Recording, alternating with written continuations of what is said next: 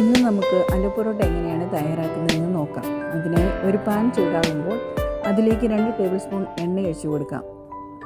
എണ്ണ ചൂടായി കടുകിട്ട് പൊട്ടിയ ശേഷം ഇതിലേക്ക് ചെറുതായി അരിഞ്ഞു വെച്ച വെളുത്തുള്ളി, ഇഞ്ചി, സവോള, പച്ചമുളക്, കറിവേപ്പില എന്നിവ ഓരോന്നായി ചേർത്ത് കൊടുക്കാം.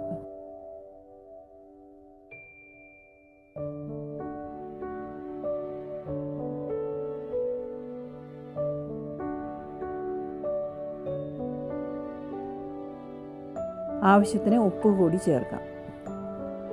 ഇതിലേക്ക് 1/4 ടീസ്പൂൺ മഞ്ഞൾപ്പൊടി കൂടി ചേർത്ത് കൊടുക്കണം.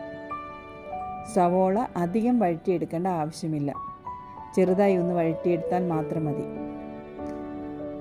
ഇതിലേക്ക് ചെറിയ കഷ്ണങ്ങളായി മുറിച്ച് ഉപ്പും മഞ്ഞളും ചേർത്ത് വേവിച്ചെടുത്ത ക്യാരറ്റും കിഴങ്ങും മിച്ചമുള്ള വെള്ളത്തോടു കൂടി ചേർത്ത് കൊടുക്കാം.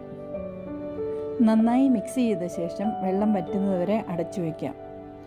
വെള്ളം വറ്റി കഴിയുമ്പോൾ അടപ്പ് തുറന്ന് ക്യാരറ്റും കിഴങ്ങും നന്നായി ഉടച്ച് ആവശ്യത്തിന് ഉപ്പും ചേർത്ത് ഇളക്കി അല്പസമയം കൂടി അടച്ചു വയ്ക്കാം.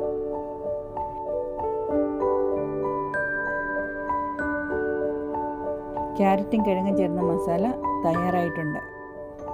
ഇനി ഒരു ചപ്പാത്തി പരത്തിയ ശേഷം അല്പം നെയ്യ് പുരട്ടി ചപ്പാത്തി 2ആയി മടക്കിയ ശേഷം തയ്യാറാക്കി വെച്ചിരിക്കുന്ന ക്യാരറ്റ് കിഴങ്ങ് മസാല അതിലേക്ക് വെച്ച് കൊടുക്കാവുന്നതാണ്.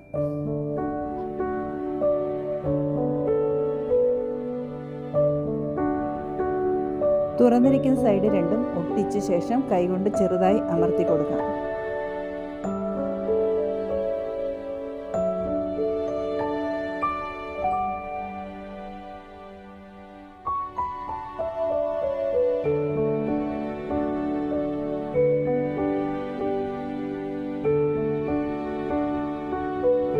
ഇത് ചൂടായ തവയിൽ നെയ്യ് പുരട്ടി തിരിച്ചും മറിച്ചുമിട്ട് വേവിച്ചെടുക്കാം.